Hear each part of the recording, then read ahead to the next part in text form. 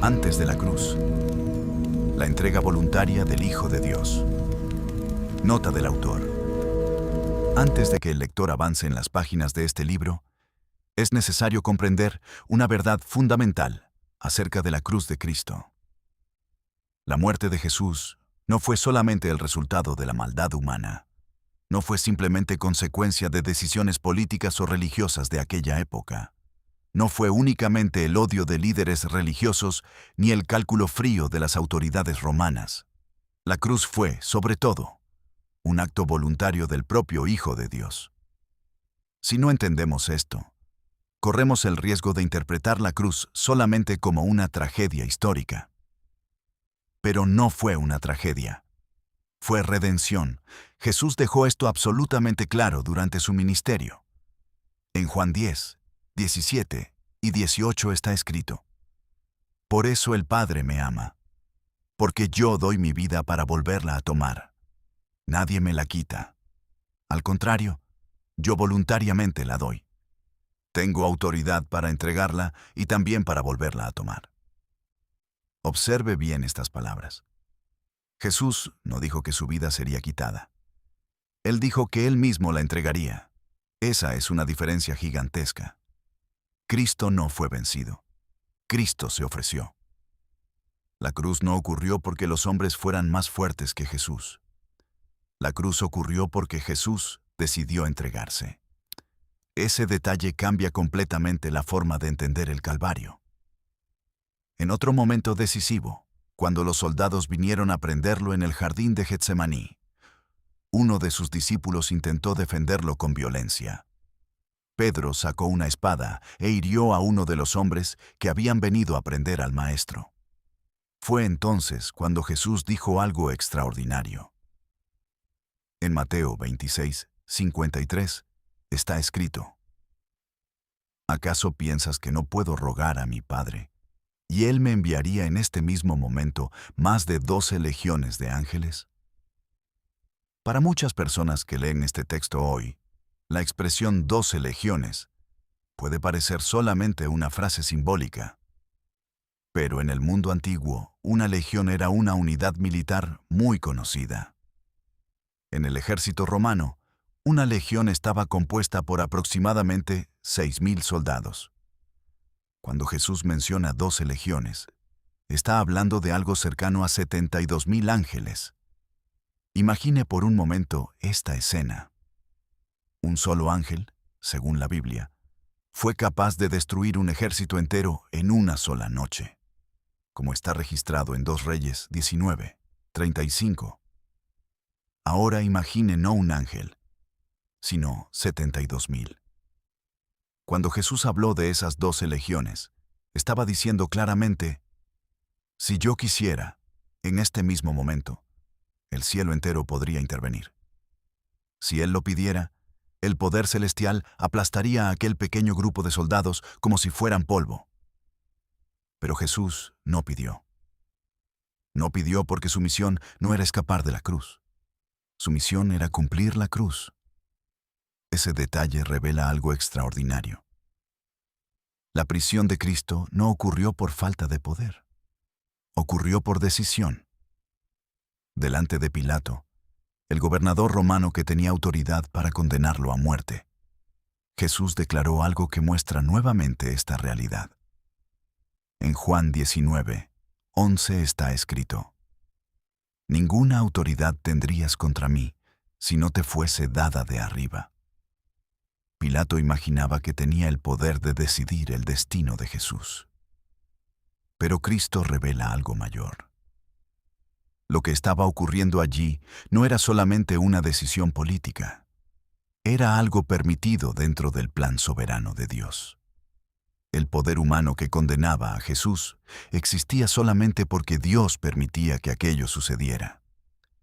Esto significa que la cruz no fue simplemente violencia humana. Fue parte del plan eterno de redención. Desde el principio de la historia humana, Dios ya había preparado el camino por el cual el pecado sería vencido. Pero la forma en que esa victoria ocurriría revela algo aún más profundo acerca del corazón de Dios. Jesús enseñó a sus discípulos el verdadero significado del amor, cuando dijo en Juan 15:13, «Nadie tiene mayor amor que este, que alguien dé su propia vida por sus amigos».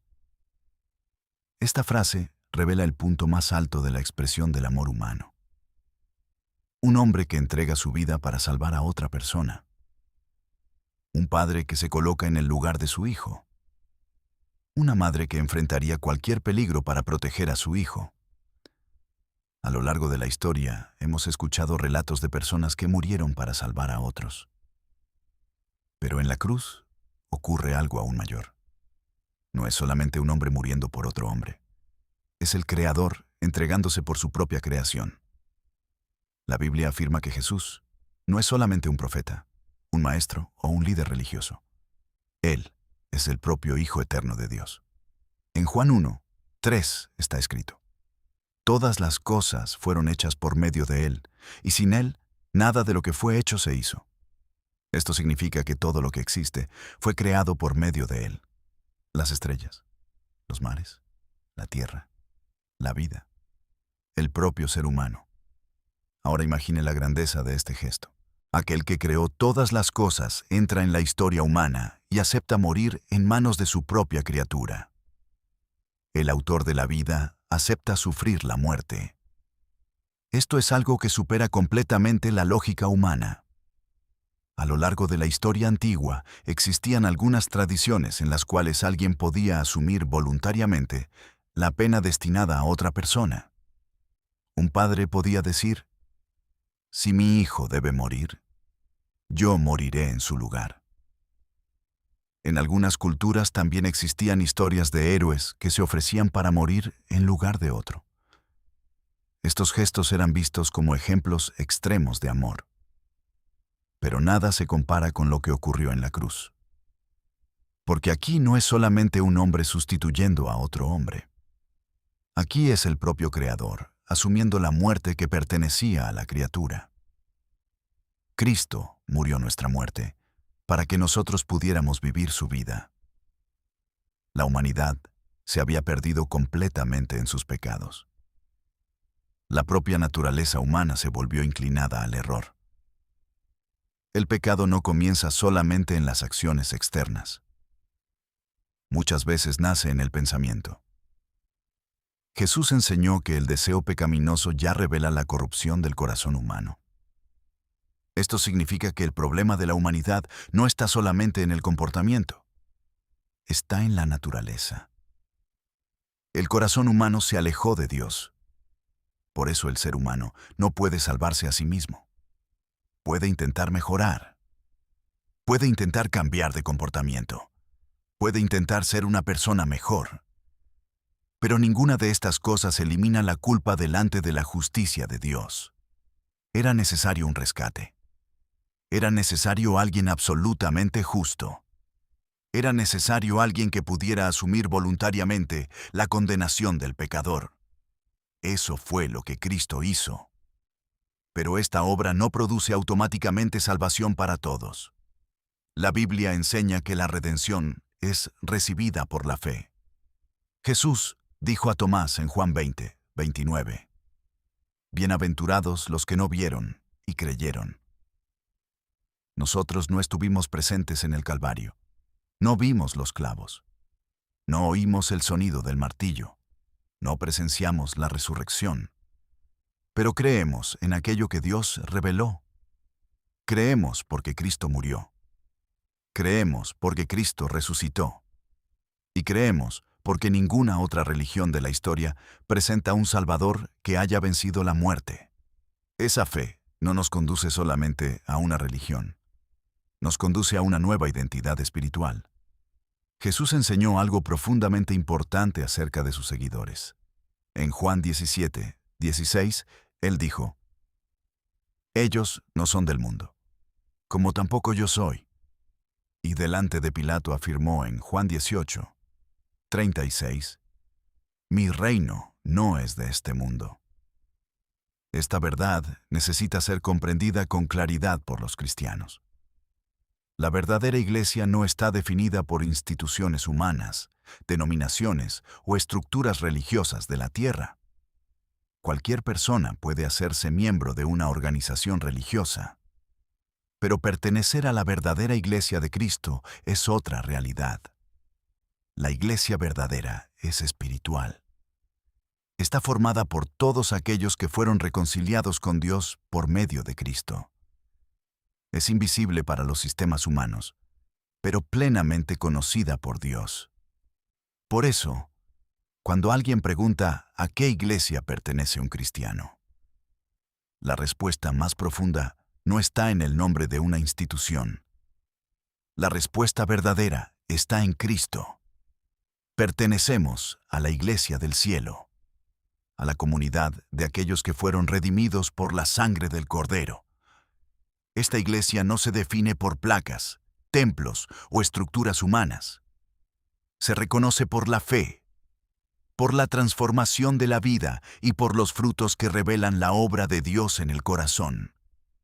Es con esta comprensión que el lector debe iniciar esta jornada, porque lo que será presentado en las próximas páginas no es solamente un estudio teológico. Es la historia de la mayor obra de redención jamás realizada. La obra del Hijo de Dios, que, por amor, decidió entregar voluntariamente su propia vida para salvar a la humanidad. Preámbulo. El tribunal que gobierna el universo. Existe una verdad que la mayoría de los hombres nunca ha percibido, aunque está presente en las Escrituras desde el principio. El universo de Dios no está gobernado por el azar, sino por la justicia. El hombre suele imaginar a Dios solo como creador, padre o señor.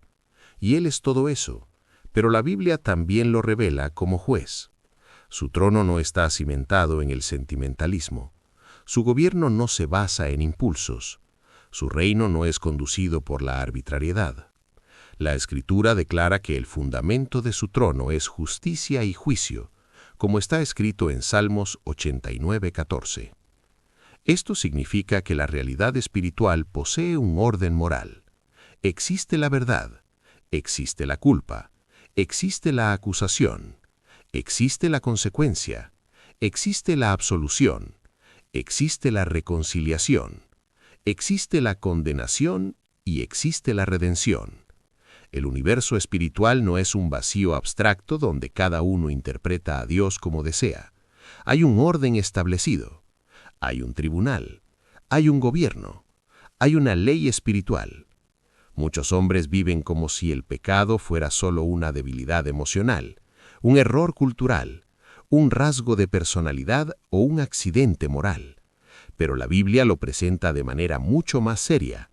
El pecado es transgresión, es rebelión contra el gobierno de Dios, es una ruptura con la verdad, es oposición a la santidad del Creador.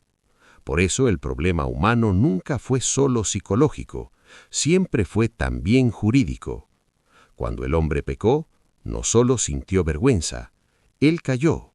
Cuando el hombre cayó, no solo perdió la paz interior, pasó de la vida a la muerte. Cuando la muerte entró, la acusación encontró una base, y cuando la acusación encontró una base, el hombre se convirtió en reo ante la justicia divina. Es exactamente aquí donde la cruz de Cristo necesita ser comprendida con profundidad. La mayoría conoce la cruz solo como un símbolo de amor, dolor o sacrificio, pero la cruz es más que eso. Ella es el centro de la historia espiritual del universo. Es el momento en que la justicia y la misericordia se encuentran de manera perfecta. Es el punto en que Dios no ignora el pecado, pero tampoco abandona al pecador que cree. Es el lugar donde la deuda es pagada, la acusación es anulada, la sentencia es cumplida y la puerta de la reconciliación es abierta. Por eso este libro no fue escrito para satisfacer una curiosidad religiosa. Fue escrito para arrojar luz sobre una verdad que Satanás no quiere que los hombres comprendan. La obra de Cristo en la cruz alteró jurídicamente la posición de aquellos que están en él. El lector que avance por estas páginas no encontrará solo un estudio sobre el bien y el mal, ni solo reflexiones sobre el pecado, la acusación, el juicio y la redención. Encontrará, paso a paso, la revelación de un sistema espiritual real, ante el cual toda la humanidad vive, y encontrará también la explicación del mayor acto jurídico de la eternidad, la victoria de Cristo por la justicia. Porque Dios no venció a Satanás por la fuerza, Dios venció a Satanás por la justicia. Y si hubiera vencido solo por la fuerza, habría sido demasiado fácil. Pero Dios quiso vencer de tal forma que nadie pudiera acusarlo de injusticia, arbitrariedad o abuso de poder. Quiso vencer de modo perfecto, quiso vencer de modo santo, quiso vencer de modo irreprochable, quiso vencer de forma tal absoluta que el acusador perdiera para siempre su base legal contra aquellos que fueron lavados por la sangre del Cordero. Es esto lo que este libro pretende mostrar. Introducción. ¿Por qué la cruz fue necesaria? Si Dios es todopoderoso, ¿por qué simplemente no destruyó a Satanás desde el principio? Si Dios ama al hombre, ¿por qué no perdonó el pecado sin exigir la cruz? Si Cristo ya tenía autoridad, ¿por qué necesitó sufrir? Si Dios podía vencer por la fuerza, ¿por qué eligió el camino de la humillación, del dolor y del sacrificio? Estas preguntas no son pequeñas, tocan el centro de la fe cristiana. Y de hecho, el modo en que alguien responde a estas preguntas define si entendió o no el Evangelio. Hay muchos que hablan de la cruz, pero no han comprendido su necesidad. Hay muchos que admiran a Jesús, pero no entienden lo que Él hizo. Hay muchos que se emocionan con la historia del Calvario, pero aún ven la cruz solo como una tragedia santa, y no como la consumación de una obra jurídica, redentora, cósmica y eterna.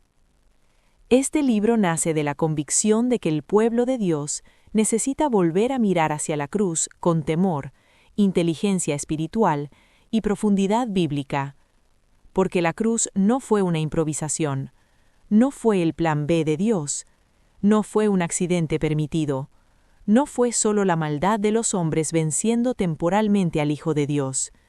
Fue el centro de la voluntad del Padre, la misión del Hijo y la respuesta perfecta a la crisis espiritual de la humanidad. Desde el principio, Satanás trabajó para corromper, acusar, destruir y alejar al hombre de Dios. En el Edén, introdujo la mentira. Después de la caída, esparció la corrupción. Antes del diluvio, la maldad humana llegó a un nivel tan profundo que la tierra se corrompió delante de Dios, como está escrito en Génesis 6, 11 y 12. Después del diluvio, la rebelión continuó. Civilizaciones se levantaron, naciones se organizaron, ídolos fueron adorados, imperios fueron establecidos. Y detrás de estas estructuras, la Escritura revela la actuación de un reino invisible de tinieblas. Ese reino no es un mito, no es un lenguaje teatral, no es superstición religiosa. La Biblia lo describe de forma objetiva. El apóstol Pablo habla de principados, potestades, gobernadores de las tinieblas de este siglo y huestes espirituales de maldad, como está escrito en Efesios 6:12. Esto significa que la historia humana no es solo la suma de decisiones políticas, ambiciones económicas o conflictos culturales. Hay una guerra espiritual en marcha. Pero hay algo que necesita ser afirmado con toda claridad desde el inicio de esta obra. El problema central de la humanidad nunca fue solo Satanás. El problema central siempre fue el pecado. Satanás tienta, Satanás engaña, Satanás acusa, Satanás destruye. Pero el pecado es la base jurídica de la acusación. Sin pecado, no hay condenación. Sin culpa, no hay acusación sustentable. Sin deuda, el acusador no tiene documento para presentar. Por eso Cristo no vino solo a expulsar demonios, hacer milagros o enseñar verdades morales. Vino a tratar el problema desde su raíz. Vino a resolver aquello que ni la filosofía, ni la religión humana, ni la disciplina moral, ni la fuerza de voluntad podrían resolver. El hombre no puede salvarse a sí mismo. Puede intentar mejorar, puede querer cambiar, puede asistir a la iglesia, puede sentir remordimiento, puede admirar a Jesús, puede temer al infierno, puede desear una vida mejor, pero ninguna de estas cosas, aisladamente, elimina la culpa ante Dios. Era necesario algo más profundo. Era necesario que alguien sin pecado tomara sobre sí la penalidad del pecador. Era necesario que la justicia fuera satisfecha sin que la misericordia fuera anulada. Era necesario que el trono de Dios permaneciera santo y al mismo tiempo el hombre pudiera ser reconciliado. Fue eso lo que hizo Cristo. Él no murió solo como un mártir, no murió solo como un ejemplo, no murió solo para conmover el corazón humano, murió como sustituto, murió como cordero, murió como aquel que tomó el acta de los decretos que había contra nosotros y la clavó en la cruz, como está escrito en Colosenses 2:14. Y es por eso que la obra de la cruz no puede ser entendida de forma superficial. En la cruz, Jesús no solo sufrió. En la cruz, Él venció. En la cruz, Él pagó. En la cruz, Él anuló. En la cruz, Él expuso. En la cruz, Él triunfó. Y lo hizo todo por la justicia. Este libro fue escrito para conducir al lector por este camino. Primero, será necesario entender el tribunal, la acusación, la ley espiritual y la condición de la humanidad. Después, será necesario contemplar a Jesús como juez, abogado, mediador y redentor. Luego, será preciso comprender lo que realmente sucedió en la cruz y por qué Satanás perdió allí lo que antes utilizaba contra el hombre. Y finalmente, será necesario mostrar lo que cambió para los redimidos, sus derechos, sus deberes, su nueva posición espiritual y su responsabilidad de vivir sin dar lugar al diablo. No se trata solo de teoría, se trata de vida, se trata de salvación real para quien carga con culpa, miedo, acusación y conciencia de pecado. Porque el Evangelio no le dice al hombre solo que es pecador. El Evangelio dice que hay perdón para todo pecado en Cristo Jesús. Esa es la noticia que el mundo necesita escuchar. Esa es la puerta abierta para quien piensa que ya no tiene esperanza. Esa es la respuesta para el hombre que sabe que por sí solo no puede vencerse a sí mismo. Esa es la razón por la que la cruz necesitaba suceder. Y cuando el lector llegue al final de este libro, necesita estar absolutamente seguro de una cosa. Jesús no fue a la cruz solo para inspirar, Él fue a la cruz para resolver de una vez por todas el caos espiritual del hombre delante de Dios. Capítulo 1. La justicia como fundamento del gobierno de Dios. Antes de que cualquier hombre pueda comprender la necesidad de la cruz de Cristo, es necesario comprender algo aún más fundamental. Dios gobierna el universo por la justicia. Esta afirmación parece simple, pero contiene una de las verdades más profundas de las Escrituras. La mayoría de las personas imagina a Dios solamente como Creador, Padre amoroso o Señor soberano. Y de hecho, Él es todo eso. Pero la Biblia revela otro aspecto igualmente esencial del carácter divino. Dios es juez. No un juez humano, limitado, falible o corruptible. Dios es el juez perfecto, cuya justicia es absoluta, cuya santidad no admite corrupción y cuyo gobierno se fundamenta en la verdad eterna. La Escritura declara en Salmos 89:14, «Justicia y juicio son la base de tu trono, misericordia y verdad van delante de tu rostro». Este pasaje revela algo extraordinario. El trono de Dios no está fundamentado solamente en poder, está fundamentado en justicia. Esto significa que Dios no gobierna el universo por capricho, no decide el destino de las criaturas arbitrariamente, no cambia sus decisiones según emociones pasajeras. Su gobierno es moralmente perfecto. Toda autoridad verdadera en el universo procede de este principio. Cuando Dios crea al hombre, no lo coloca en un mundo caótico, sin orden moral. El hombre es creado dentro de una estructura donde existe verdad, responsabilidad, obediencia y consecuencia. El propio Edén ya revela esto. Allí existía libertad, comunión y vida, pero también existía un mandamiento claro. En Génesis 2, 16-17 está escrito: «Y mandó el Señor Dios al hombre diciendo: De todo árbol del huerto podrás comer libremente, pero del árbol del conocimiento del bien y del mal no comerás, porque el día que de él comieres, ciertamente morirás». Este texto muestra algo esencial. Dios establece una ley. La ley no es opresión. La ley es la expresión del orden moral del Creador. Sin ley no existe justicia. Sin justicia no existe gobierno moral. Sin gobierno moral, el universo sería solamente caos.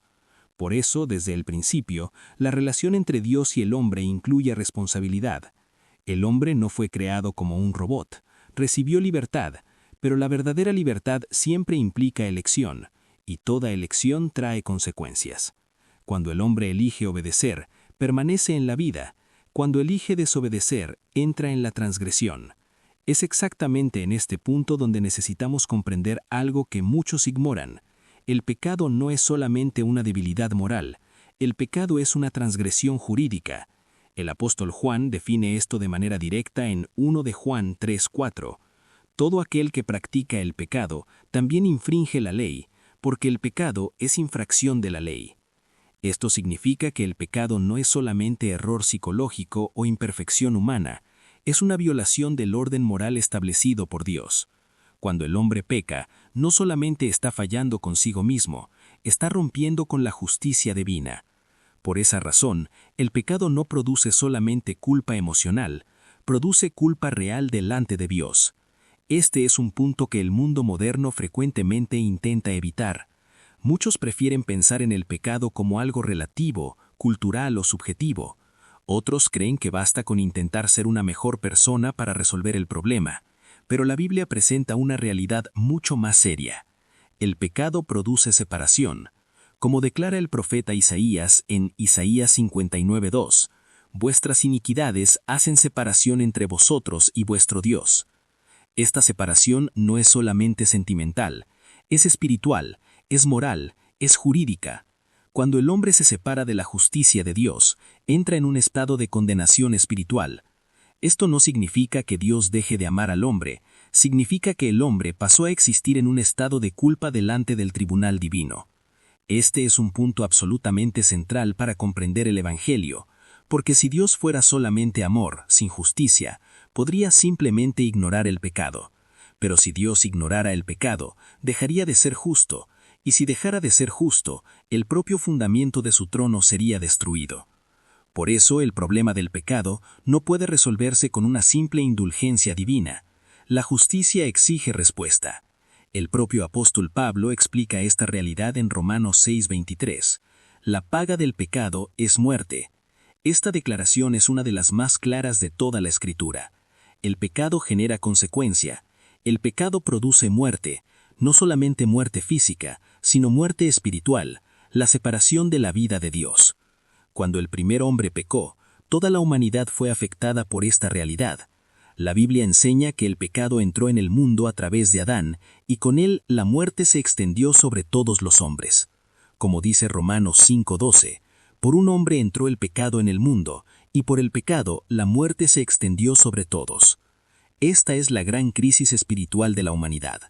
Desde aquel momento, todo ser humano nace dentro de una naturaleza inclinada al pecado. Aun cuando desea hacer el bien, descubre dentro de sí otra fuerza que lo conduce al error. Esta realidad explica por qué la humanidad, a lo largo de la historia, nunca ha conseguido producir una justicia perfecta por sus propios medios.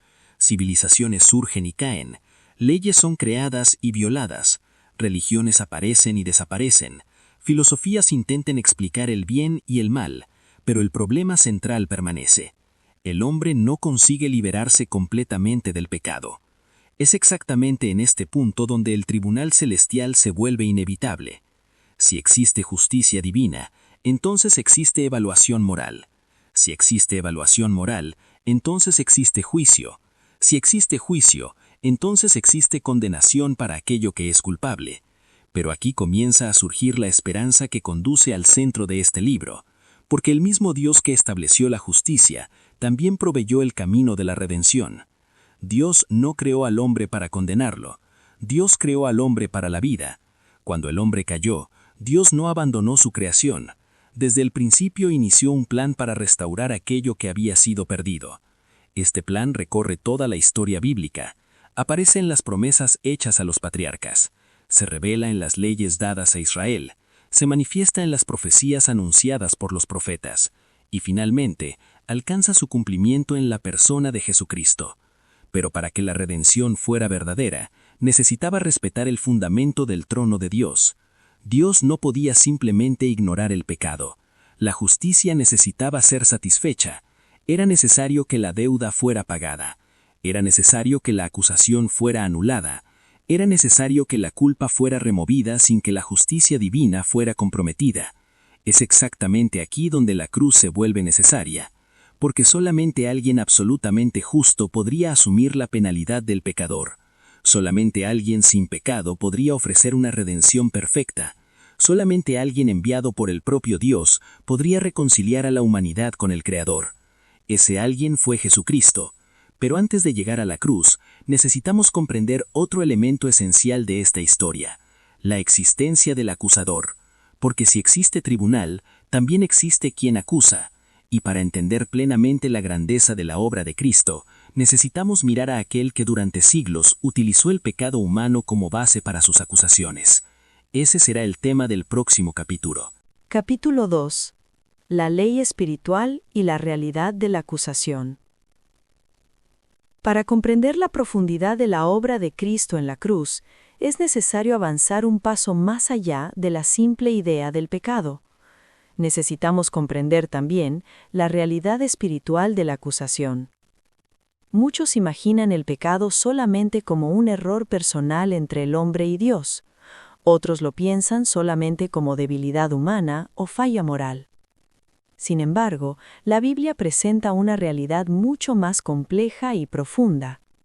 El pecado crea una situación espiritual que involucra no solamente al hombre y a Dios, sino también la actuación de un acusador. Desde las primeras páginas de la Escritura, percibimos que existe un orden espiritual donde las acciones humanas poseen consecuencias que sobrepasan el mundo visible. El pecado no es solamente una elección equivocada, produce una base legal para la acusación. Esto significa que cuando el hombre transgrede la ley de Dios, no solamente se aparta de la santidad divina, sino que también crea una condición que puede ser usada contra él en el tribunal espiritual. La propia Biblia revela la existencia de esta figura del acusador. En Apocalipsis 12:10 está escrito: «Fue expulsado el acusador de nuestros hermanos, el mismo que los acusa día y noche delante de nuestro Dios». Esta declaración revela algo impresionante. Durante mucho tiempo de la historia espiritual de la humanidad existió una actividad constante de acusación. No era algo ocasional, era algo continuo. El texto dice que la acusación ocurría día y noche. Esto demuestra que existía una estructura real de acusación espiritual. El acusador no presentaba acusaciones vacías, presentaba acusaciones basadas en la transgresión humana. Y es exactamente aquí donde comprendemos la relación entre pecado y acusación. Si no existe pecado, no existe acusación legítima. Pero cuando el pecado existe, la acusación encuentra base. Este principio aparece de forma muy clara en uno de los textos más antiguos de las Escrituras, el libro de Job. En Job 1, del 6 al 7 leemos: Un día vinieron los hijos de Dios para presentarse delante del Señor, y Satanás vino también entre ellos. Esta escena revela algo extraordinario sobre el funcionamiento del mundo espiritual. Existe una asamblea celestial. Existe una presentación delante de Dios, y en este contexto aparece Satanás. Cuando Dios menciona la fidelidad de Job, Satanás responde con una acusación indirecta. él sugiere que Job no es fiel por amor verdadero a Dios, sino solamente porque fue bendecido. En Job 1, del 9 al 10, Satanás declara: ¿Acaso teme Job a Dios de balde? ¿No lo has cercado tú de bienes? Aquí vemos claramente la estrategia del acusador. Intenta cuestionar la integridad del siervo de Dios y levantar sospechas sobre sus motivaciones. El mismo tipo de escena aparece en otro pasaje importante de la Escritura. En Zacarías 3:1, el profeta tiene una visión donde aparece el sumo sacerdote Josué delante del ángel del Señor y a su lado está Satanás para acusarlo. El texto dice: Me mostró al sumo sacerdote Josué que estaba delante del ángel del Señor y Satanás estaba a su mano derecha para acusarlo. Esta imagen es profundamente simbólica y poderosa. El sacerdote representa al pueblo de Dios, Satanás está a su lado, señalando su culpa, y Josué aparece vestido con ropas sucias, simbolizando la condición pecaminosa. Esto revela algo fundamental. El acusador no necesitaba inventar acusaciones, la propia condición pecaminosa del hombre servía como base para su acusación. Si el pecado permanece, la acusación encuentra fundamento. Esta realidad ayuda a explicar por qué el Antiguo Testamento presenta continuamente la necesidad de sacrificios, purificación y expiación. El sistema sacrificial dado a Israel no era solamente un ritual religioso, señalaba la necesidad de tratar con la culpa delante de Dios. Los sacrificios simbolizaban que la culpa necesitaba ser cubierta temporalmente, pero no eran capaces de resolver el problema de forma definitiva. Como explica el autor de la carta a los Hebreos, en Hebreos 10:4 está escrito: Es imposible que la sangre de toros y machos cabríos remueva los pecados. Esos sacrificios eran sombras, eran figuras, eran anticipaciones de algo más grande que todavía vendría. Mientras tanto, la realidad espiritual continuaba siendo la misma. El pecado permanecía presente en la humanidad, y mientras el pecado permanecía, el acusador encontraba espacio para ejercer su función. Esta es una parte de la historia espiritual que muchos ignoran o no comprenden plenamente. Satanás no actúa solamente como tentador, también actúa como acusador. Intenta llevar al hombre al pecado y después de que el hombre peca, usa ese mismo pecado como base para acusarlo. Esta estrategia es profundamente reveladora. Primero seduce, después acusa. Primero engaña, después condena. Actúa como alguien que empuja al hombre al abismo y luego señala con el dedo diciendo: «Miren, cayó». Pero la historia no termina allí. Si el plan de Dios fuera solamente permitir que la acusación continuara indefinidamente, no habría esperanza para la humanidad, porque ningún ser humano, por su propia fuerza, consigue vivir una vida completamente libre de pecado. Incluso aquellos que desean hacer el bien enfrentan la lucha interior descrita por el apóstol Pablo. La naturaleza humana, afectada por la caída, lleva una inclinación que necesita ser constantemente confrontada. Por eso el problema del pecado no podía resolverse solamente por disciplina moral, religión o esfuerzo humano. Era necesario algo mucho más profundo. Era necesario remover la propia base de la acusación. Era necesario cancelar la deuda espiritual que sostenía al acusador. Era necesario producir una redención tan completa que la acusación ya no tuviera más fundamento delante del tribunal de Dios.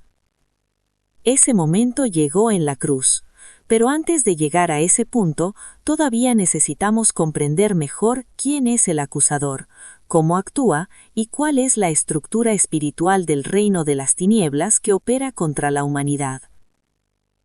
Ese será el tema del próximo capítulo. Capítulo 3. El acusador de las almas. Para comprender la profundidad de la redención realizada por Cristo, es necesario comprender también la identidad de aquel que, durante siglos, actuó como acusador de la humanidad. La Biblia presenta a Satanás bajo diferentes aspectos: tentador, engañador, destructor y adversario. Sin embargo, uno de los títulos más reveladores es justamente aquel mencionado en Apocalipsis 12:10, donde es llamado acusador de los hermanos. Esta expresión no es solo una figura retórica. Describe una función espiritual real que él ejerció por un largo periodo de la historia. La palabra Satanás, en el propio idioma original de las Escrituras, significa adversario. No se trata solo de un enemigo común, sino de alguien que se opone deliberadamente, que resiste, que combate y que busca levantar acusaciones contra aquellos que pertenecen a Dios. Desde muy temprano en la historia bíblica, vemos señales de esta oposición. En el libro de Job, Satanás aparece cuestionando la integridad del siervo de Dios. En Zacarías 3, aparece acusando al sumo sacerdote ante el tribunal celestial.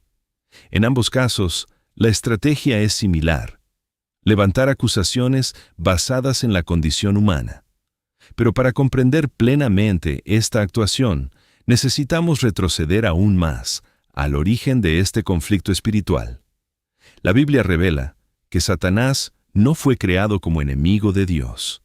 Formaba parte del orden celestial.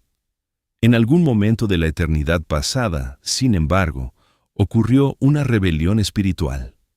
El profeta Isaías describe simbólicamente este evento en Isaías 14, 12 a 15, cuando habla de aquel que deseó elevar su trono por encima de las estrellas de Dios y ser semejante al Altísimo. De manera similar, Ezequiel 28, 12 a 17, presenta una descripción simbólica de un ser que estaba en una posición elevada, lleno de hermosura y sabiduría, pero que cayó a causa del orgullo. Estos textos indican que hubo una rebelión espiritual en el mundo invisible, y esta rebelión no involucró solo a un ser aislado. La propia Escritura sugiere que muchos otros seres espirituales lo siguieron. En Apocalipsis 12:4, la visión del dragón menciona que su cola arrastró la tercera parte de las estrellas del cielo. A lo largo de la tradición bíblica, estas estrellas son frecuentemente asociadas a seres espirituales. Esto indica que una parte significativa del mundo espiritual se rebeló contra el gobierno de Dios. Estos seres son descritos en varios textos de la Escritura como ángeles que no guardaron su posición original. El apóstol Pedro menciona esto en 2 Pedro 2:4, afirmando que Dios no perdonó a los ángeles que pecaron. De manera similar, Judas 1:6 declara: y a los ángeles que no guardaron su dignidad, sino que abandonaron su propia morada, los ha guardado bajo oscuridad, en prisiones eternas. Estos pasajes revelan que hubo una ruptura profunda en el orden espiritual creado por Dios. A partir de ese momento, surge aquello que la Biblia llama el reino de las tinieblas. Este reino no es una simple colección desorganizada de espíritus malignos. La Escritura sugiere una estructura organizada, jerárquica y estratégica. El apóstol Pablo describe esta realidad en Efesios 6:12. Porque no tenemos lucha contra sangre y carne, sino contra principados, contra potestades, contra los gobernadores de las tinieblas de este siglo, contra huestes espirituales de maldad en las regiones celestes. Este versículo revela algo muy importante. El reino de las tinieblas posee niveles de autoridad. Pablo menciona: principados, potestades, gobernadores de las tinieblas de este siglo, huestes espirituales de maldad. Estas expresiones indican diferentes grados de autoridad espiritual. La propia palabra principado, en el sentido original, conlleva la idea de gobierno, comando o liderazgo. Esto revela que el reino de las tinieblas no actúa solo de forma individual o aleatoria. Opera como un sistema organizado de influencia espiritual. Esta estructura ayuda a explicar por qué determinadas regiones, civilizaciones o periodos de la historia parecen profundamente dominados por sistemas espirituales de idolatría, violencia o corrupción moral. Desde la antigüedad, vemos civilizaciones enteras organizadas en torno a cultos a entidades espirituales. En el antiguo Egipto, por ejemplo, existía un complejo sistema religioso donde cada aspecto de la vida estaba asociado a una divinidad. Sin embargo, la Escritura revela que detrás de estas divinidades existía una realidad espiritual. El apóstol Pablo afirma en 1 Corintios 10:20: Antes digo que lo que los gentiles sacrifican, a los demonios lo sacrifican, y no a Dios. Esto significa que la idolatría no era solo ignorancia religiosa. Estaba ligada a una dimensión espiritual activa. Los ídolos en sí no poseían poder, pero el sistema espiritual detrás de ellos capturaba la devoción humana. A lo largo de la historia bíblica, vemos repetidamente este mismo patrón. En Egipto, el pueblo adoraba múltiples dioses asociados a la naturaleza y al poder político. En Canaán, los cultos a Baal y a Sera dominaban la vida religiosa. En Babilonia, Marduk y otras divinidades ocupaban el centro de la adoración. En cada uno de estos contextos existía un sistema espiritual que desviaba la adoración que pertenece exclusivamente al Creador. La Biblia revela que este sistema espiritual no surgió por casualidad. Forma parte de la actuación del reino de las tinieblas en la historia humana. Pero hay algo aún más profundo que observar. Aunque los nombres de las divinidades cambien, aunque las culturas se transformen y aunque los imperios se sucedan a lo largo de los siglos, la estructura espiritual permanece similar. A lo largo de la historia bíblica, vemos repetidamente imágenes simbólicas que representan poderes espirituales con 7 cabezas y 10 cuernos. Esta imagen aparece en varias partes del libro de Apocalipsis. Indica una estructura de autoridad espiritual que permanece constante a lo largo del tiempo, aun cuando los sistemas humanos cambian. Las máscaras cambian, los nombres cambian, las culturas cambian, pero el patrón espiritual permanece. Este patrón revela que el reino de las tinieblas se adapta a las épocas, a las naciones y a las culturas. Asume diferentes formas externas, pero preserva su estructura interna. Y dentro de esta estructura existe una estrategia central: capturar la lealtad espiritual del hombre. Desde el principio, Satanás busca alejar a la humanidad de Dios. En el Edén, sedujo al hombre con la promesa de autonomía: seréis como Dios. Esta promesa sigue repitiéndose a lo largo de la historia de diferentes maneras. Algunas veces aparece a través de religiones falsas, otras veces a través de ideologías humanas, otras veces a través de sistemas políticos o económicos que prometen seguridad y poder. Pero el objetivo permanece igual: sustituir a Dios en el corazón del hombre. Esta lucha por la lealtad espiritual es el centro del conflicto entre el reino de Dios y el reino de las tinieblas. Y es exactamente en este escenario que surge la misión de Cristo. Porque el problema humano no era solo estar bajo influencia espiritual maligna. El problema mayor era que el pecado daba al acusador una base para actuar. Era necesario remover esa base. Era necesario cancelar la deuda espiritual. Era necesario vencer al acusador de forma definitiva. Y esto solo podría ocurrir a través de una obra que satisficiera plenamente la justicia de Dios. Esta obra sería realizada en la cruz. Pero antes de comprender la cruz, aún necesitamos entender la condición de la humanidad dentro de este conflicto espiritual. Ese será el tema del próximo capítulo. Capítulo 4. La caída del hombre y el nacimiento de la deuda espiritual. Para comprender la obra de Cristo en la cruz, es necesario volver al inicio de la historia humana. La Biblia no presenta la redención como un evento aislado. Es la respuesta de Dios a una crisis que comenzó en el principio. Desde el momento en que el hombre fue creado, se inició una historia con principio, medio y fin, y el primer gran acontecimiento de esta historia fue la caída. El libro de Génesis 3 describe este momento con simplicidad, pero sus consecuencias son inmensas. Allí, en el huerto del Edén, ocurrió la ruptura que cambió el destino de la humanidad. La Escritura presenta a la serpiente como el instrumento de esta tentación. En Génesis 3:1 leemos: «Pero la serpiente era astuta, más que todos los animales del campo que Jehová Dios había hecho». Durante mucho tiempo, muchos lectores imaginaron que este texto se refería solo a un animal común. Sin embargo, la propia Biblia revela posteriormente que detrás de esta figura estaba la actuación de Satanás. El libro de Apocalipsis 12:9 identifica explícitamente esta realidad. «Y fue lanzado fuera el gran dragón, la serpiente antigua, que se llama Diablo y Satanás». Esto muestra que la serpiente del Edén no era solo un animal. Fue usada como instrumento por una inteligencia espiritual que ya se encontraba en rebelión contra Dios.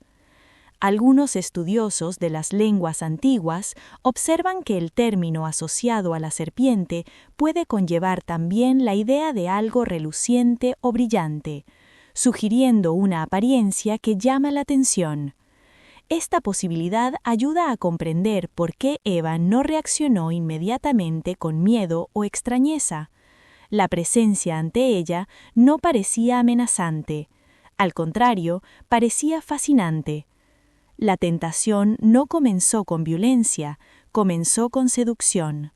Satanás no atacó directamente la obediencia de Eva en el primer momento, inició con una pregunta. En Génesis 3:1 le dice: «¿Con que Dios os ha dicho, no comáis de todo árbol del huerto?» Esta pregunta no es inocente, introduce la duda, desplaza el foco de la confianza a la sospecha. A lo largo de la historia humana, esta estrategia ha sido repetida innumerables veces. Primero se cuestiona la palabra de Dios, después se distorsiona el mandamiento. Finalmente, se ofrece una alternativa seductora. Eva responde explicando lo que Dios había dicho. Entonces, la serpiente avanza a la segunda fase de la tentación. En Génesis 3:4-5 declara: «No moriréis, sino que sabe Dios que el día que comáis de él, serán abiertos vuestros ojos y seréis como Dios, sabiendo el bien y el mal». Aquí está el centro de la tentación. No fue solo comer un fruto, fue la promesa de ser como Dios. Esta es exactamente la misma ambición que aparece en la rebelión espiritual descrita por los profetas. El deseo de elevarse, de hacerse semejante al Altísimo, de poseer autonomía completa. Satanás le ofrece al hombre aquello que él mismo deseó. La tentación consiste en convencer al hombre de que puede ocupar el lugar de Dios en la determinación del bien y el mal. Esta promesa sigue repitiéndose a lo largo de la historia. Aparece en filosofías que colocan al hombre como medida de todas las cosas. Aparece en ideologías que afirman que la humanidad puede definir su propia moralidad sin referencia al Creador. Aparece en sistemas que exaltan la autonomía humana por encima de la verdad divina. En el Edén, Eva contempla el fruto y la Escritura dice en Génesis 3:6: «Y vio la mujer que el árbol era bueno para comer y que era agradable a los ojos y árbol codiciable para alcanzar la sabiduría». En ese momento aparecen tres dimensiones de la tentación: el deseo físico, la fascinación visual y la promesa de sabiduría. Eva come del fruto y lo ofrece también a Adán. Aquí ocurre algo que muchas veces pasa desapercibido en la lectura superficial del texto. La Biblia no presenta a Eva como la única responsable de la caída. Adán participa de la decisión. El apóstol Pablo explica esto claramente en Romanos 5:12, porque un hombre entró el pecado en el mundo. Esto significa que la responsabilidad final de la caída recae sobre Adán como representante de la humanidad. Cuando él come del fruto, ocurre algo que nunca había sucedido antes en la historia de la creación. El pecado entra en el mundo, y con el pecado entra también la muerte. La muerte no es presentada en la Biblia solo como un fenómeno biológico, es la consecuencia espiritual de la ruptura con Dios. El hombre fue creado para vivir en comunión con el Creador. Cuando esta comunión se rompe, la vida espiritual es alcanzada. La muerte física pasa a ser parte de la existencia humana y la separación espiritual se establece. En ese momento surge aquello que podemos llamar la deuda espiritual. La humanidad pasa a existir en un estado de transgresión ante la justicia divina. El hombre no solo se alejó de Dios, se hizo culpable ante el orden moral establecido por el Creador. Esta condición explica por qué, a lo largo de toda la historia humana, el hombre experimenta culpa, vergüenza y conciencia moral. Inmediatamente después del pecado, Adán y Eva perciben que están desnudos. Intentan cubrirse con hojas. Cuando escuchan la voz de Dios, se esconden. En Génesis 3:10, Adán dice: «Oí tu voz en el huerto y tuve miedo». El miedo surge porque la culpa entró en la conciencia humana. El hombre percibe que algo se ha roto. La relación con Dios cambió. La inocencia desapareció. En ese momento se inicia también la realidad de la acusación, porque donde existe culpa, existe base para la acusación. A partir de este punto de la historia, la humanidad pasa a vivir dentro de una condición espiritual donde el pecado está presente y la acusación encuentra fundamento. Este es el gran drama de la humanidad.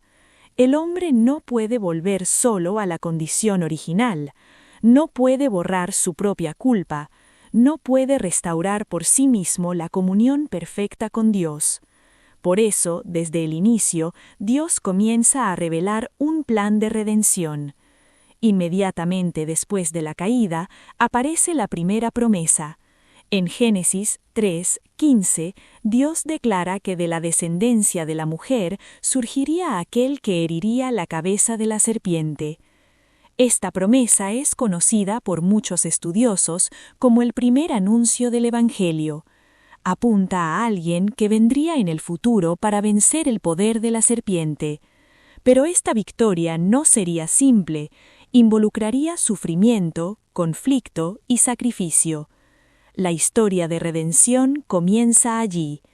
Desde aquel momento, toda la historia bíblica pasa a caminar en dirección al cumplimiento de esa promesa. El problema del pecado necesitaba ser resuelto. La deuda espiritual necesitaba ser cancelada. La acusación necesitaba ser removida, y solo alguien absolutamente justo podría realizar esa obra. Ese alguien sería Jesucristo.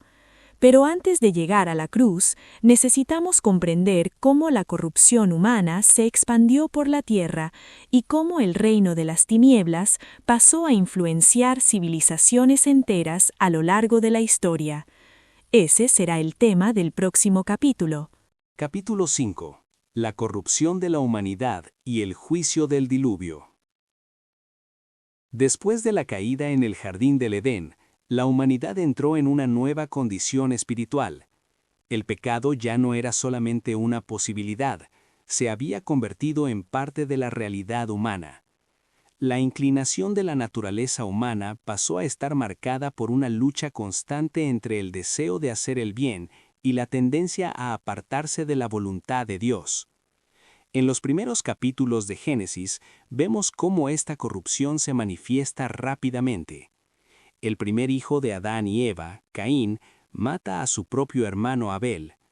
Este episodio no es solamente un crimen aislado, es la primera gran señal de que el pecado ya estaba operando dentro del corazón humano. Dios advirtió a Caín antes del crimen. En Génesis 4:7, el Señor dijo: «El pecado está a la puerta y te codicia, pero tú debes dominarlo». Esta frase revela algo profundo. El pecado ya estaba presente como una fuerza que deseaba dominar al hombre, pero el hombre todavía era llamado a resistir. Lamentablemente, Caín no resistió. El asesinato de Abel muestra que el pecado rápidamente comenzó a producir violencia, rivalidad y destrucción. A partir de ese momento, la historia humana se desarrolla con dos linajes distintos. Por un lado, la descendencia de Caín, marcada por el avance cultural y el desarrollo humano, pero también por un creciente alejamiento de Dios. Por otro lado, la descendencia de Set, hijo que nació después de la muerte de Abel. La Biblia destaca algo importante acerca de este linaje. En Génesis 4:26 está escrito: «Entonces los hombres comenzaron a invocar el nombre del Señor». Esto indica que había una generación que buscaba mantener la relación con Dios. Este linaje piadoso se volvería importante para la preservación del plan divino en la historia. Sin embargo, a medida que los siglos pasaron, la corrupción se extendió por toda la humanidad. El libro de Génesis describe este momento con palabras extremadamente fuertes. En Génesis 6:5 leemos: «Vio el Señor que la maldad del hombre era mucha en la tierra, y que todo designio de los pensamientos de su corazón era de continuo solamente el mal». Esta declaración muestra que la corrupción no era superficial, había penetrado profundamente en el corazón humano. No se trataba solamente de algunas personas malas, la maldad se había vuelto dominante en la sociedad. El texto continúa diciendo en Génesis 6:11-12: «La tierra estaba corrompida delante de Dios, y estaba llena de violencia. Y miró Dios la tierra, y he aquí que estaba corrompida, porque toda carne había corrompido su camino sobre la tierra». Esta descripción revela un escenario extremadamente grave. La corrupción no estaba restringida a individuos aislados, se había extendido por toda la civilización. La violencia se había vuelto común, la moral se había deteriorado, la relación con Dios había sido abandonada. En este contexto podemos comprender mejor cómo el reino de las tinieblas encontraba espacio para operar. Cuando la humanidad se aparta de la verdad divina, se abre un terreno fértil para la influencia espiritual maligna. A lo largo de la historia bíblica, vemos repetidamente que la idolatría, la corrupción moral y la violencia caminan juntas. Cuando el hombre rechaza la autoridad de Dios, otros poderes pasan a ocupar ese espacio. Es en este escenario donde ocurre el episodio del diluvio. El diluvio no fue solamente un desastre natural, fue un acto de juicio divino sobre una humanidad que había alcanzado un nivel extremo de corrupción. La Biblia muestra que Dios no tomó esta decisión de manera ligera. En Génesis 6:6 está escrito: «El Señor se entristeció en su corazón al ver la maldad humana». Esto revela que el juicio no nace del deseo de destruir, sino de la necesidad de interrumpir una corrupción que había alcanzado niveles insostenibles. Aún en ese contexto de decadencia moral, Dios encuentra a un hombre justo.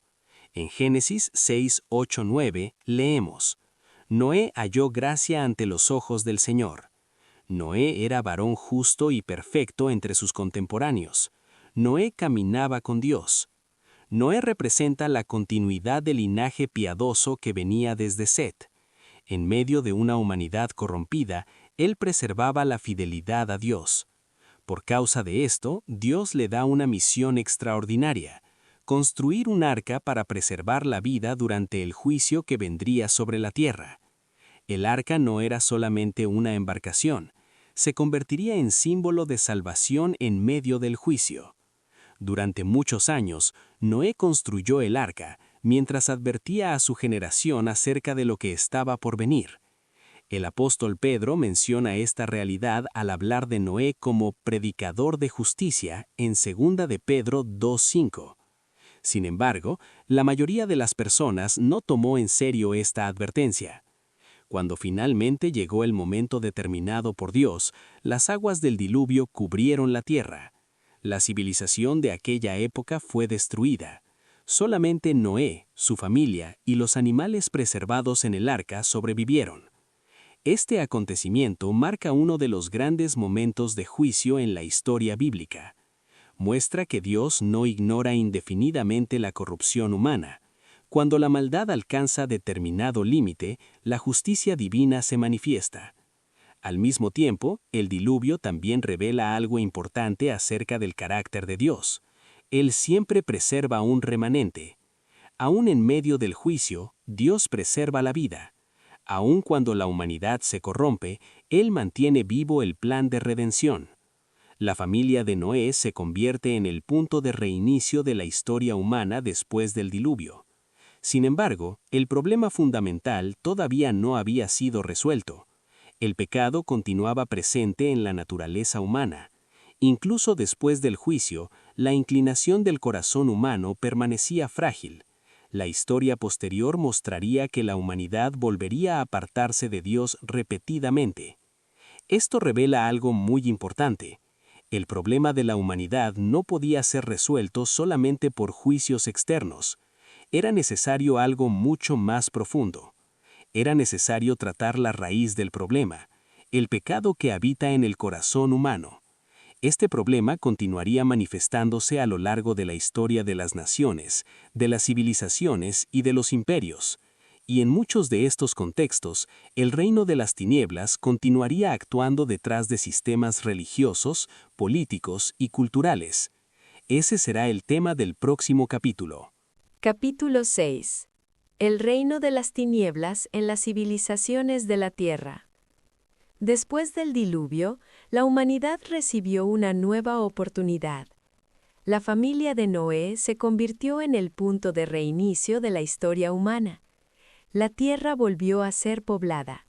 Las naciones comenzaron a surgir y las civilizaciones pasaron a desarrollarse.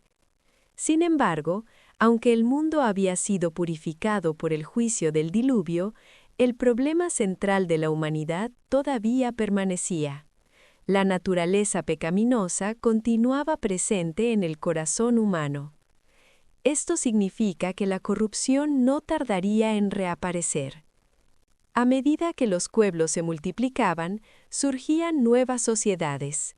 Se fundaban ciudades, se formaban culturas, y los sistemas políticos comenzaban a organizarse.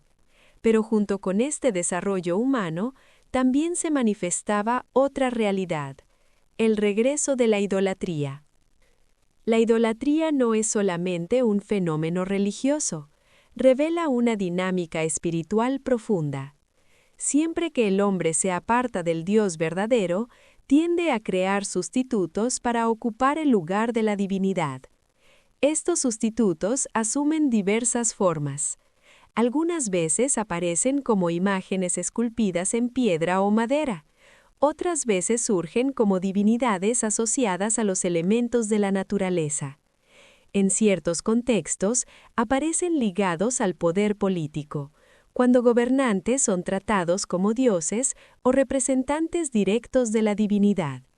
Sin embargo, la Escritura revela que detrás de la idolatría existe una dimensión espiritual real que el apóstol Pablo explica de forma directa en 1 Corintios 10:20.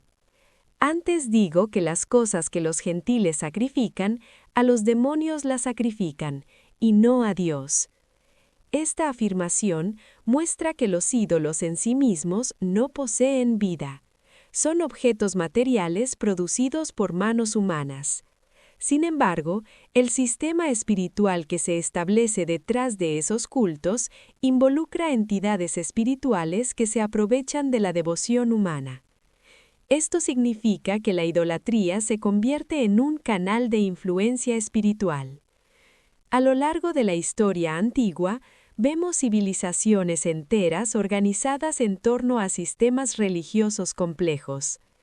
Cada cultura desarrolló sus propios dioses, mitologías y rituales, pero a pesar de las diferencias externas, Muchas de estas religiones compartían características semejantes: sacrificios, rituales de fertilidad, culto a la naturaleza y adoración a entidades asociadas al poder y a la prosperidad. Una de las civilizaciones donde este sistema espiritual alcanzó gran complejidad fue el antiguo Egipto. Egipto desarrolló una de las religiones más elaboradas del mundo antiguo.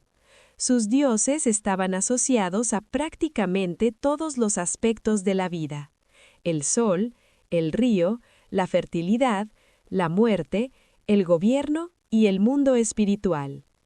Entre las divinidades egipcias más conocidas estaban Ra, asociado al sol; Osiris, ligado a la muerte y a la vida después de la muerte; Isis, asociada a la fertilidad y a la maternidad; Horus, relacionado con el poder real; e Ipi, asociado al río Nilo. El sistema religioso egipcio no era solamente un conjunto de creencias espirituales, estaba profundamente integrado al poder político. El faraón era considerado una figura divina o semidivina. La religión sostenía la estructura del imperio. Pero la Biblia revela que detrás de estas estructuras existía una realidad espiritual diferente de la que los egipcios imaginaban. Cuando Dios decide liberar al pueblo de Israel de la esclavitud en Egipto, envía a Moisés para confrontar al faraón. El conflicto que sigue no es solamente político, también es espiritual. Las 10 plagas que golpean a Egipto no son solamente desastres naturales. Representan una confrontación directa entre el Dios de Israel y las divinidades egipcias. Cada plaga expone la impotencia de un aspecto del sistema religioso egipcio. El río Nilo, considerado fuente de vida y objeto de veneración, se transforma en sangre. Las ranas, asociadas a la fertilidad, se convierten en plaga. Las tinieblas cubren el país, alcanzando el culto al dios Sol. Cada una de estas manifestaciones revela que el poder atribuido a los dioses de Egipto era ilusorio delante de la autoridad del verdadero Dios. De cierta manera, este episodio representa una gran denuncia pública del reino de las tinieblas. Durante siglos, Egipto había desarrollado una estructura religiosa compleja que sostenía la autoridad del imperio. Pero a través de las plagas, Dios demuestra que ninguno de esos poderes posee autoridad real delante del Creador. Este momento es uno de los primeros grandes enfrentamientos espirituales registrados en la historia bíblica entre el reino de Dios y los sistemas espirituales que dominaban civilizaciones humanas. Sin embargo, la historia muestra que la idolatría no desapareció con la liberación de Israel. Otras civilizaciones surgirían, otros imperios se levantarían. Babilonia, Persia, Grecia y Roma desarrollarían sus propios sistemas religiosos y políticos. En cada una de estas civilizaciones vemos nuevamente la combinación entre poder político, culto religioso y estructuras espirituales que desvían la adoración que le pertenece a Dios. Esta repetición a lo largo de la historia sugiere algo importante. El reino de las tinieblas no está limitado a una cultura específica. Se adapta, cambia de lenguaje, cambia de símbolos, cambia de instituciones, pero su objetivo permanece siendo el mismo: capturar la lealtad espiritual del hombre. Esta adaptación explica por qué la idolatría asume formas diferentes en cada época. En algunas culturas aparece de manera explícita, a través de imágenes y templos. En otras asume formas más sutiles, ligadas a ideologías, poder político o culto al propio hombre. Sin embargo, la Escritura continúa apuntando a la misma realidad. Detrás de estas estructuras existe una batalla espiritual. Esta batalla se vuelve aún más clara en las revelaciones proféticas que aparecen en el libro de Daniel y más tarde en el libro de Apocalipsis. Estas visiones muestran que los imperios humanos muchas veces reflejan estructuras espirituales que operan tras bambalinas de la historia. Pero hay un momento decisivo en toda esta narrativa: la victoria de Cristo. La muerte y resurrección de Jesús no fueron solamente eventos religiosos. Representan el momento en que el poder del pecado y la acusación fue derrotado. A partir de la cruz, algo cambió profundamente en la relación entre el hombre, Dios y el reino de las tinieblas. Para entender plenamente este cambio, necesitamos mirar directamente la obra realizada por Cristo. Ese será el tema del próximo capítulo. Capítulo 7. El confrontamiento supremo. Cristo y el reino de las tinieblas. A lo largo de la historia de la humanidad, el conflicto espiritual entre el reino de Dios y el reino de las tinieblas permaneció constante. Civilizaciones surgieron y desaparecieron, religiones se multiplicaron, imperios se levantaron y cayeron, pero el problema central continuó siendo el mismo. El pecado dominaba el corazón humano y la acusación permanecía activa. Durante siglos, los profetas anunciaron que Dios enviaría a alguien que traería liberación definitiva. Desde la promesa hecha en el Edén, cuando fue declarado que la descendencia de la mujer heriría la cabeza de la serpiente, la expectativa de un Redentor pasó a acompañar la historia del pueblo de Dios. Ese Redentor sería el Mesías.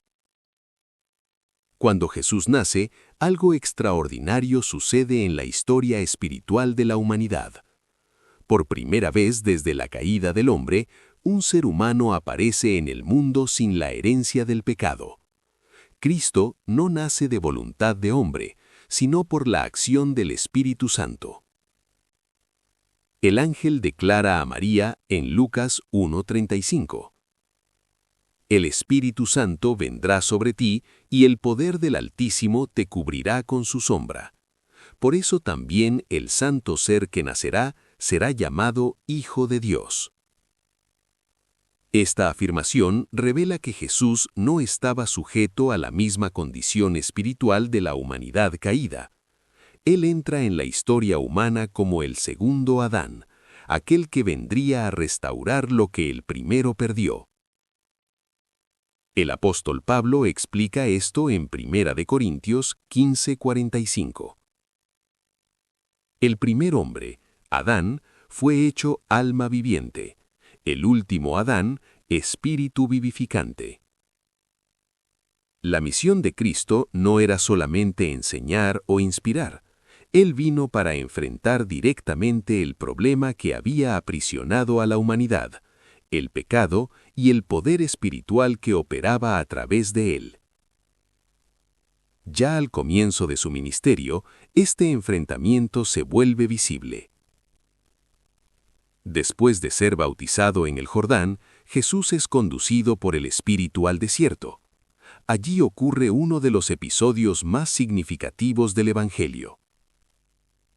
En Mateo 4:1 leemos: Entonces Jesús fue llevado por el Espíritu al desierto para ser tentado por el diablo. Este momento revela algo profundo. El confrontamiento entre Cristo y Satanás no ocurrió por casualidad, formaba parte del plan divino. En el desierto, Satanás tienta a Jesús usando 3 estrategias principales. Primero intenta explorar la necesidad física. Después de 40 días de ayuno, Jesús siente hambre. Entonces el tentador sugiere que transforme piedras en pan. Jesús responde citando la Escritura en Mateo 4:4. No solo de pan vivirá el hombre, sino de toda palabra que sale de la boca de Dios. Aquí, Cristo demuestra algo fundamental. La autoridad espiritual se mantiene a través de la sumisión a la palabra.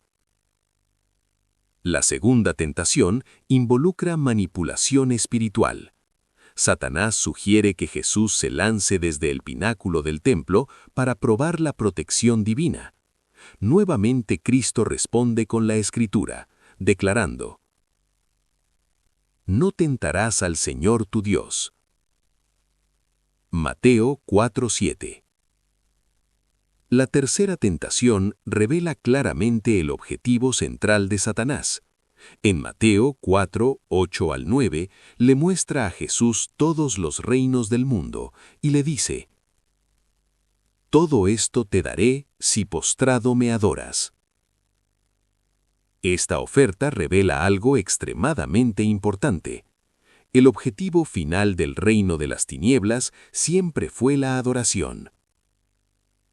Desde el principio, Satanás busca aquello que pertenece exclusivamente a Dios, la lealtad espiritual del hombre. Intentó capturarla en el Edén, intentó capturarla a través de los sistemas religiosos de la antigüedad, intentó capturarla a través de imperios y gobernantes. Ahora intenta capturarla directamente del propio Hijo de Dios. La respuesta de Jesús es decisiva. En Mateo 4:10, Él declara: «Vete, Satanás, porque escrito está: al Señor tu Dios adorarás y a Él solo servirás». En ese momento, el tentador se aparta. Este episodio revela algo extraordinario. Por primera vez desde la caída del hombre, alguien enfrenta a Satanás directamente y permanece completamente fiel a Dios. Donde Adán falló, Cristo vence. Pero el ministerio de Jesús no se limita a este enfrentamiento inicial. A lo largo de los evangelios vemos repetidamente manifestaciones de autoridad espiritual.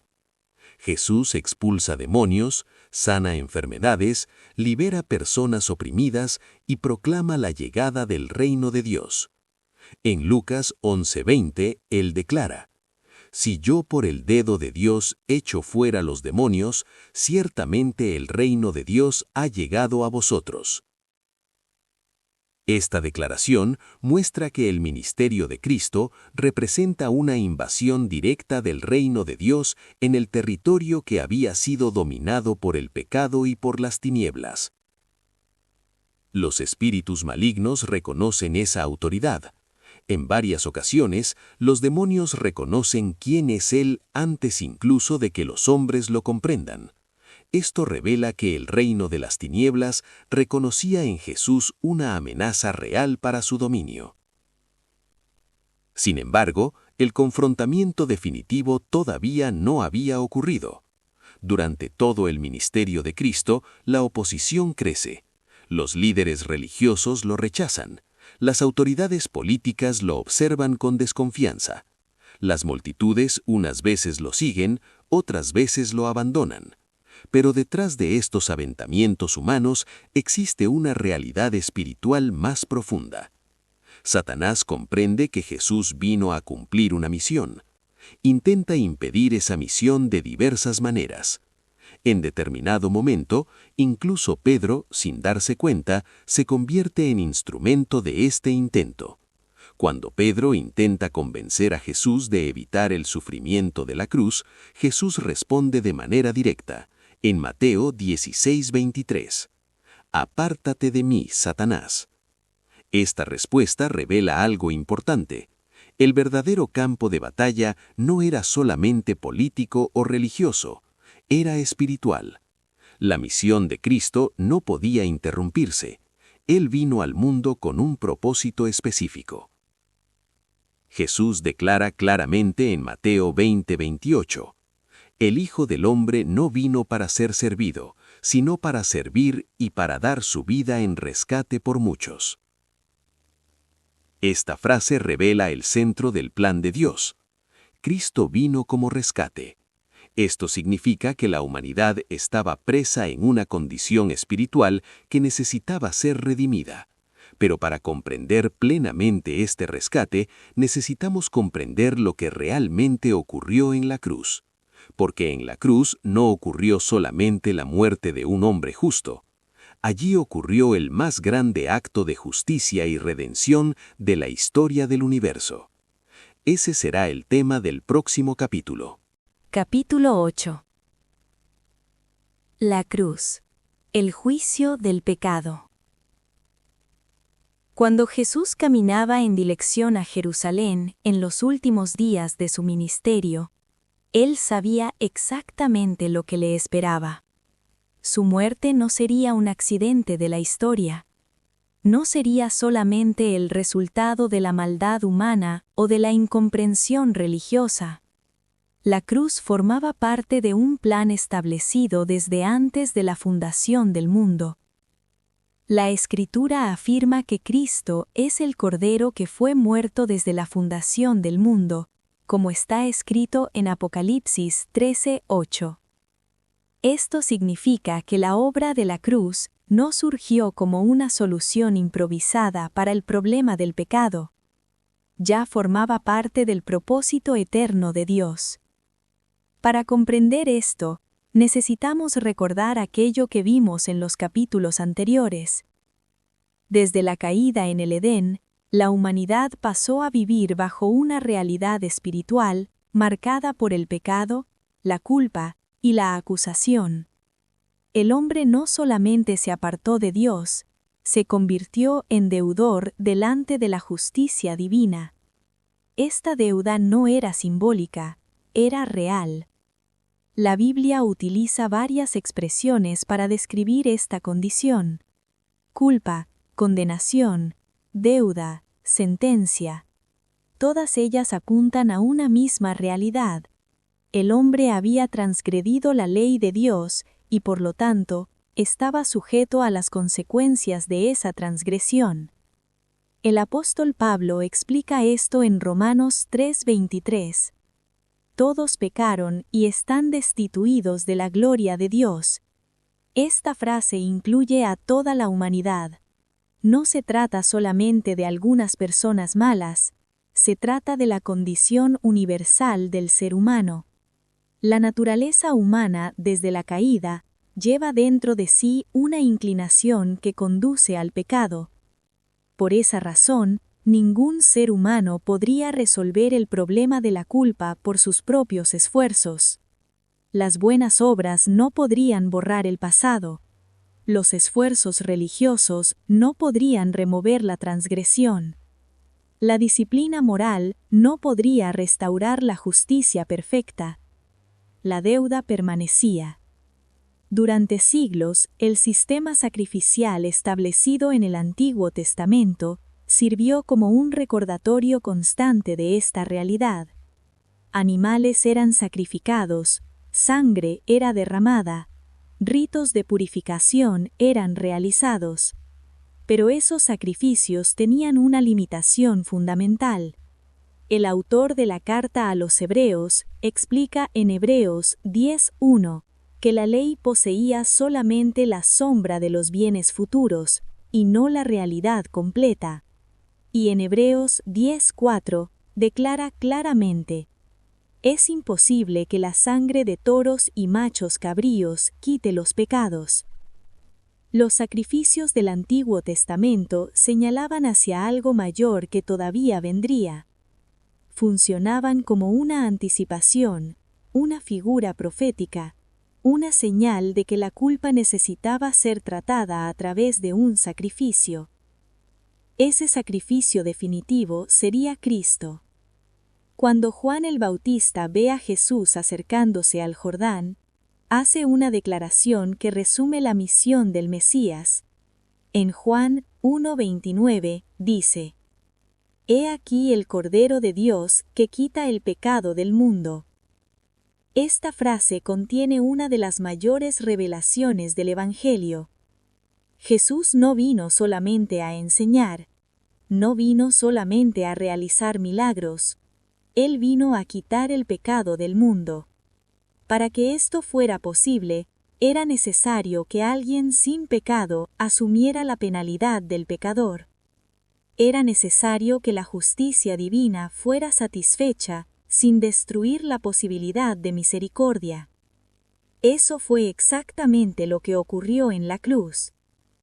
Cuando Jesús es arrestado, juzgado y condenado, los acontecimientos parecen a primera vista resultado de intrigas políticas y religiosas. Los líderes religiosos lo acusan de blasfemia. Las autoridades romanas lo condenan a la crucifixión.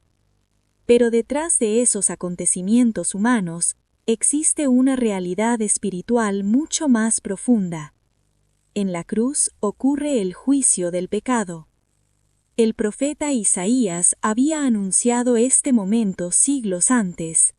En Isaías 53:5 está escrito: Él fue herido por nuestras transgresiones, molido por nuestras iniquidades. El castigo de nuestra paz fue sobre él. Este pasaje revela que el sufrimiento de Cristo no era solamente físico. Él estaba cargando algo que no le pertenecía, la culpa de la humanidad. El apóstol Pablo describe esto de manera poderosa en 2 Corintios 5:21. Al que no conoció pecado, por nosotros lo hizo pecado. Esta declaración no significa que Cristo se convirtió en pecador. Significa que Él asumió la penalidad del pecado humano. En la cruz, Jesús tomó sobre sí aquello que pertenecía a la humanidad caída. La justicia divina no fue ignorada. Fue satisfecha. La penalidad no fue anulada. Fue asumida. El juicio no desapareció. Fue ejecutado. Pero fue ejecutado sobre aquel que voluntariamente se ofreció como sustituto. Este es el corazón de la redención cristiana. Cristo murió en nuestro lugar. Esta sustitución posee también una dimensión jurídica, que el apóstol Pablo describe de forma extraordinaria en Colosenses 2:14-15. Él escribe: habiendo cancelado el acta de los decretos que había contra nosotros, que nos era contraria, la quitó de en medio, clavándola en la cruz. Esta expresión, acta, se refiere a un documento de deuda. En el lenguaje jurídico de la época, era un registro de obligación financiera o legal. Pablo utiliza esta imagen para explicar la condición espiritual de la humanidad. El pecado había producido una deuda. Esa deuda estaba registrada contra nosotros. Pero en la cruz ocurrió algo extraordinario. Esa deuda fue cancelada. No solamente ignorada. No solamente olvidada. Fue clavada en la cruz. Eso significa que la deuda fue pagada. El texto continúa diciendo que Cristo despojó a los principados y potestades y los exhibió públicamente, triunfando sobre ellos. Esta frase revela que la cruz no fue solamente un acto de redención individual. Fue también un momento de derrota para el reino de las tinieblas. Satanás, que durante siglos utilizó el pecado como base para acusación, perdió su principal arma. La base legal de la acusación fue removida. La deuda fue cancelada. La justicia fue satisfecha. La acusación perdió su fuerza. Por eso el apóstol Pablo declara en Romanos 8:1: Ahora pues, ninguna condenación hay para los que están en Cristo Jesús. Esta frase resume el resultado de la obra de la cruz. La condenación que pesaba sobre el pecador fue removida. Esto no significa que el pecado dejó de ser serio, al contrario. La cruz revela cuán grave es el pecado. Exigió el sacrificio del propio Hijo de Dios. Pero también revela algo extraordinario: la profundidad del amor de Dios por la humanidad. Dios no ignoró el pecado. Dios no abandonó al pecador. Él proveyó una solución que preserva su justicia y al mismo tiempo ofrece perdón.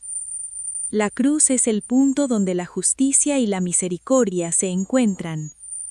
Allí la santidad de Dios no es comprometida. Allí la culpa humana es tratada. Allí la acusación es anulada.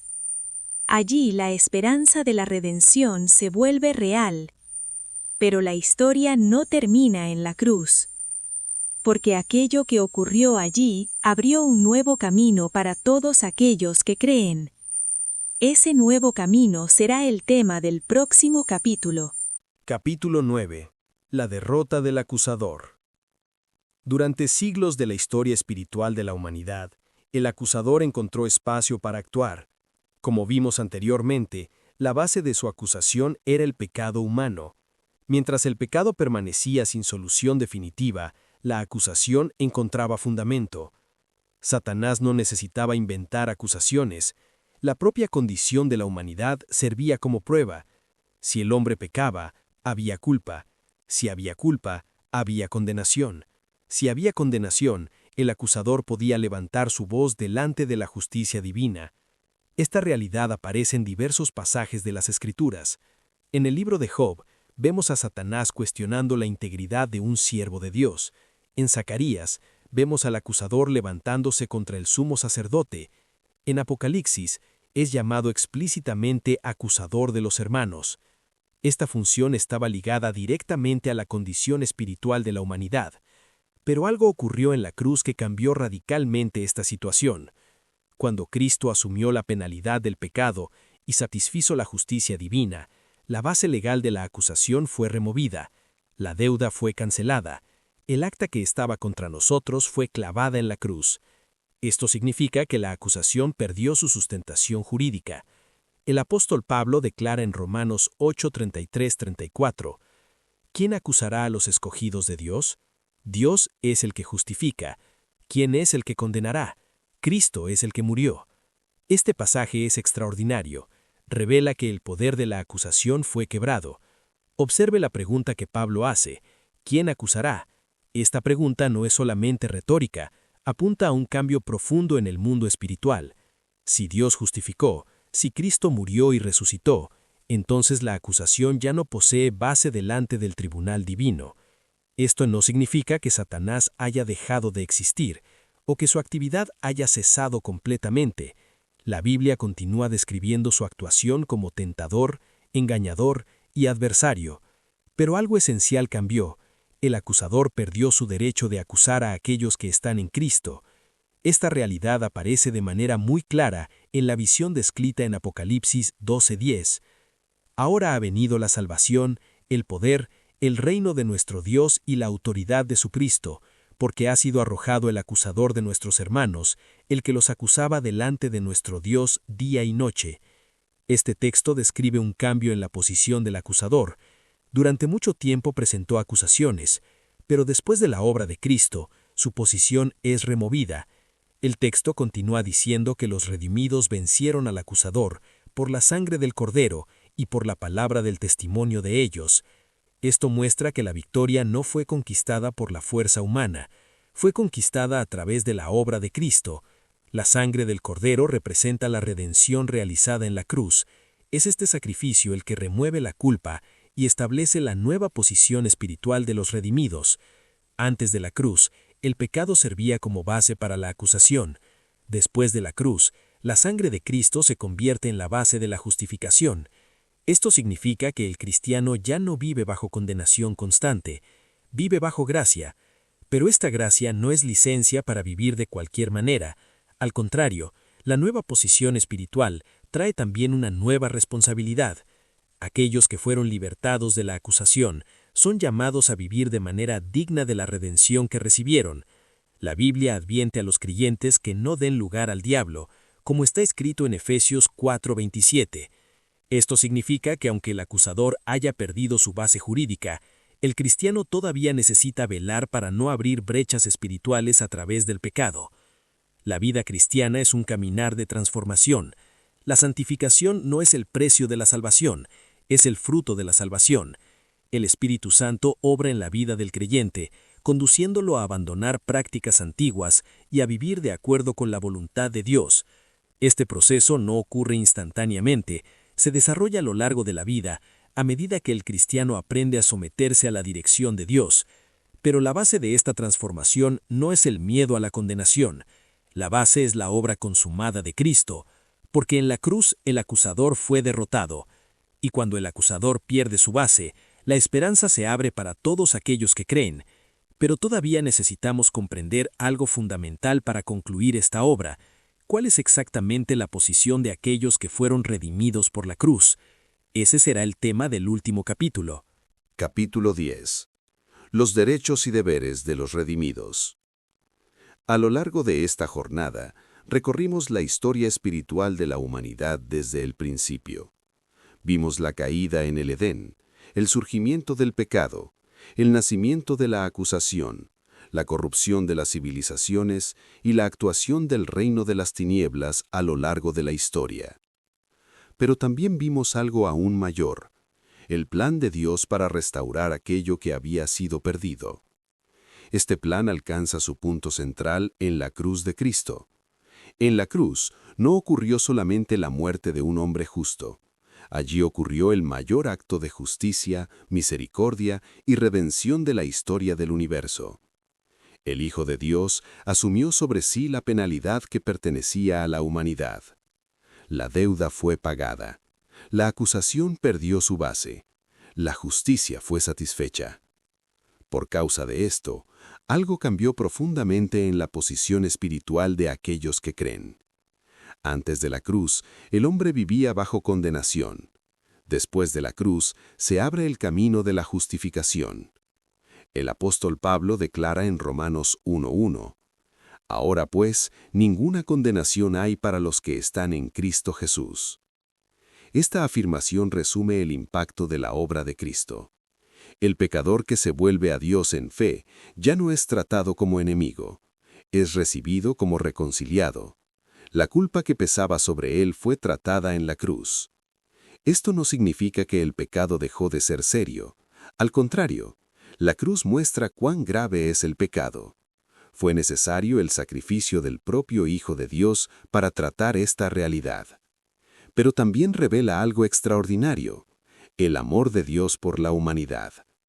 La salvación no es resultado del esfuerzo humano, es resultado de la gracia.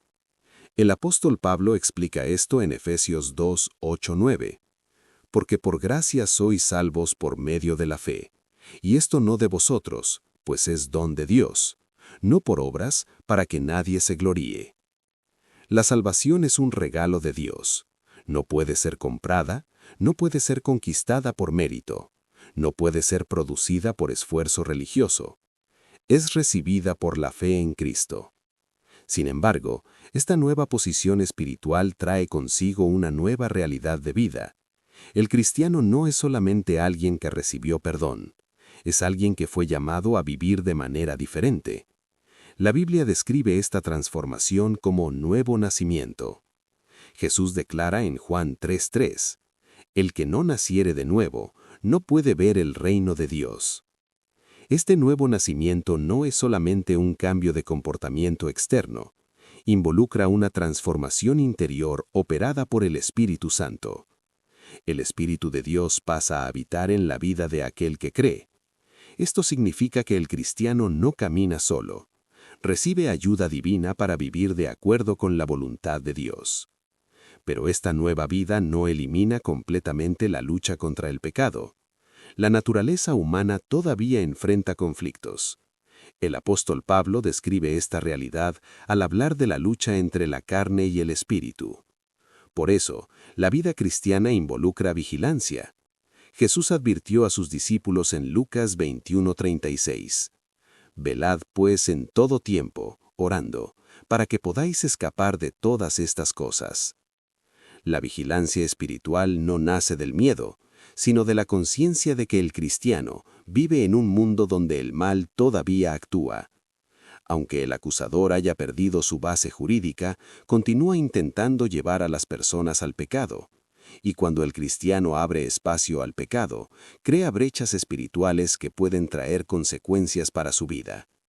Por eso la Escritura orienta en Efesios 4:27: No deis lugar al diablo.